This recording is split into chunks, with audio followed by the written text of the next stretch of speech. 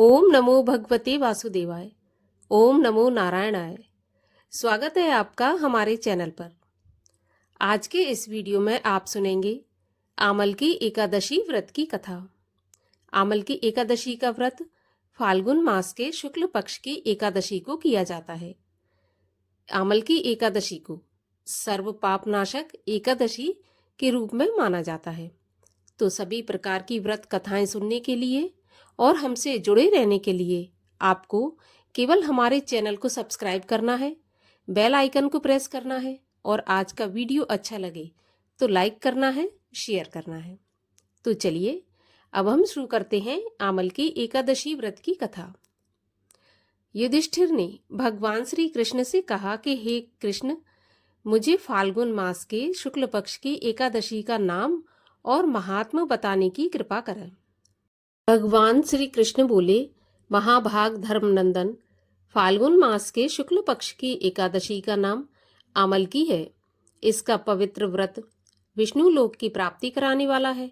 राजा मानधाता ने भी महात्मा वशिष्ठ जी से इसी प्रकार का प्रश्न पूछा था, जिसके जवाब में वशिष्ठ जी ने कहा था कि हे राजन, भगवान विष्णु के थूकने पर उनके मुख से चंद्रमा के समान कांतिमान एक बिंदु प्रकट होकर पृथ्वी पर गिरा। उसी से आंवले का महान वृक्ष उत्पन्न हुआ, जो सभी वृक्षों का आदिभूत कहलाता है। इसी समय प्रजा की सृष्टि करने के लिए भगवान ने ब्रह्मा जी को उत्पन्न किया और ब्रह्मा जी ने देवता, दानव, गंधर्व, यक्ष, राक्षस, नाग तथा निर्मल अंतःकरण वाले ब्रह्म ऋषियों को जन्म दिया। उनमें से देवता और ऋषि उस स्थान पर आए जहां विष्णु प्रिय आंवले का वृक्ष था। महाभाग, उसे देखकर देवताओं को बड़ा विस्मय हुआ, क्योंकि उस वृक्ष के बारे में वे नहीं जानते थे। उन्हें इस प्रकार विस्मित देख एक आकाशवाणी हुई कि महर्षियों, यह सर्वश्रेष्ठ आंवले का वृक्ष है, जो विष्णु को अत्यधिक प्रिय है। इसके स्मरण मात्र से गौदान का फल प्राप्त होता है। स्पर्श करने से इससे दुगना और फल भक्षण करने से तिगुना पुण्य प्राप्त होता है। यह सभी पापों को हरने वाला वैष्णव वृक्ष है। इसके मूल में विष्णु भगवान, उसके ऊपर ब्रह्मा, स्कंद में परमेश्वर भगवान रुद्र, शाखाओं में मुनि, टहनियों में देवता, पत्तों में वसु, फूलों में मरुदगण तथा फलों में समस्त प्रजापति वास करते हैं। आंवले का वृक्ष सर्वदेवमय है, अतः विष्णु भक्त पुरुषों के लिए यह परम पूज्य है। इसलिए सदा प्रयत्न पूर्वक आंवले का सेवन करना चाहिए। ऋषि बोले, आप कौन हैं? देवता हैं या कोई और? हमें ठीक ठीक बताइए। तब पुनः आकाशवाणी हुई, जो संपूर्ण भूतों के कर्ता और समस्त भुवनों की सृष्टा है, जिन्हें विद्वान पुरुष भी कठिनता से देख पाते हैं, मैं वही सनातन विष्णु हूँ। देवादिदेव भगवान विष्णु का यह कथन सुनकर वे ऋषिगण भगवान की स्तुति करने लगे। इससे भगवान श्री हरि संतुष्ट हुए और बोले, महर्षियों, तुम्हें कौन सा अभीष्ट वरदान दूं? तब ऋषि बोले कि भगवान, यदि आप संतुष्ट हैं तो हम लोगों के हित के लिए कोई ऐसा व्रत बताइए जो स्वर्ग और मोक्ष रूपी फल प्रदान करने वाला हो। तब भगवान विष्णु बोले, महर्षियों, फाल्गुन मास के शुक्ल पक्ष में यदि पुष्य नक्षत्र में युक्त एकादशी हो तो वह महान पुण्य देने वाली और बड़े बड़े पातकों का नाश करने वाली होती है। इस दिन आंवले के वृक्ष के पास जाकर वहां पर रात्रि में जागरण करना चाहिए। इससे मनुष्य सब पापों से छूट जाता है और हजारों गौदान का फल प्राप्त करता है। हे ब्राह्मणों, यह व्रत सभी व्रतों में उत्तम है, जिसे मैंने तुम लोगों को बताया है। तब ऋषि बोले कि भगवान, इस व्रत की विधि बताइए। इसके देवता और मंत्र क्या है? पूजन कैसे करें? उस समय स्नान और दान कैसे किया जाता है? तब भगवान विष्णु ने कहा कि हे ब्राह्मणों, इस एकादशी को व्रती प्रातःकाल दंत धावन करके यह संकल्प करें कि हे पुंडरीकाक्ष, हे अच्युत, मैं एकादशी को निराहार रहकर दूसरे दिन भोजन करूंगा, आप मुझे शरण में रखें। ऐसा नियम लेने के बाद पतित, चोर, पाखंडी, दुराचारी, गुरुपत्नीगामी तथा मर्यादा भंग करने वाले मनुष्यों से वह वार्तालाप न करें। अपने मन को वश में रखते हुए नदी में, पोखर में, कुएं पर अथवा घर में ही स्नान करें। स्नान से पहले शरीर में मिट्टी लगाएं और मिट्टी लगाते समय इस मंत्र का जाप करें।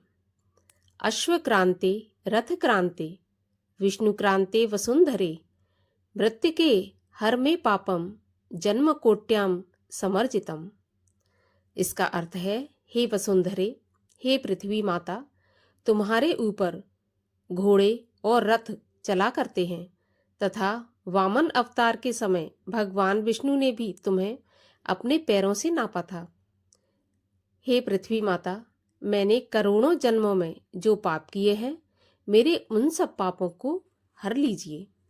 इस प्रकार स्नान करें और स्नान करते समय जल देवी से प्रार्थना करें कि हे जल की अधिष्ठात्री देवी माता, तुम संपूर्ण भूतों के लिए जीवन हो, वही जीवन जो स्वदेश और उद्भिज जाति के जीवों का भी रक्षक है।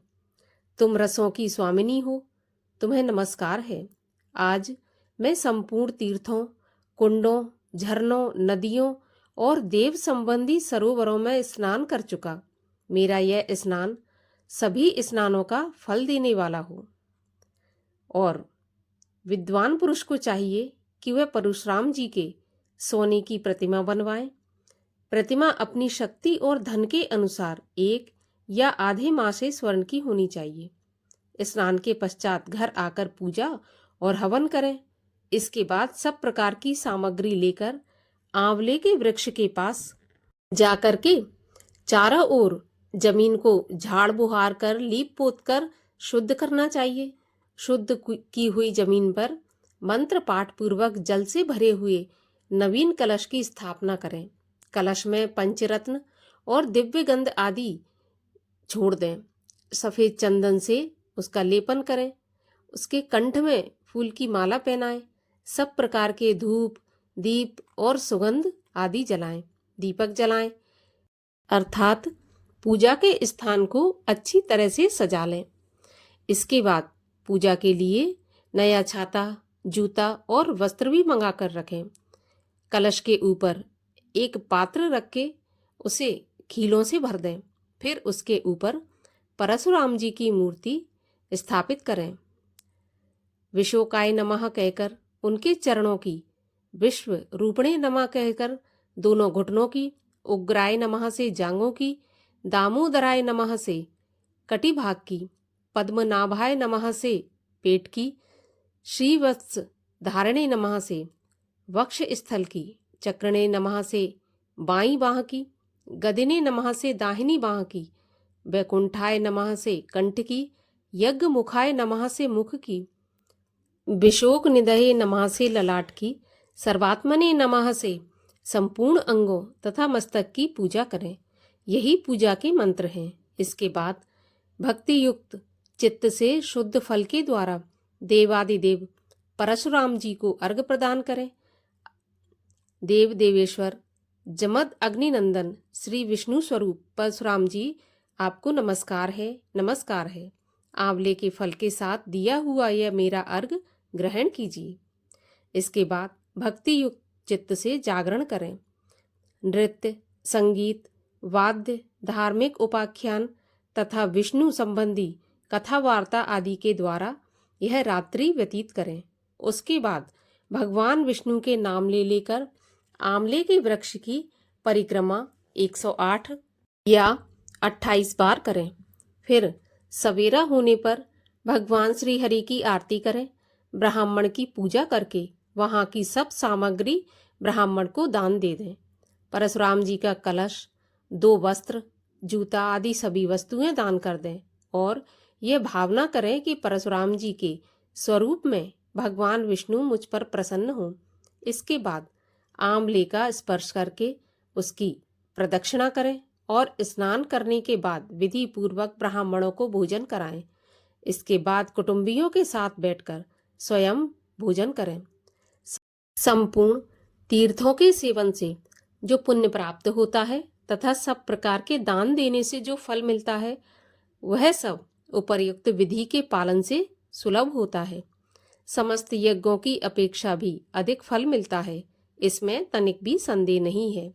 यह व्रत सब व्रतों में उत्तम है।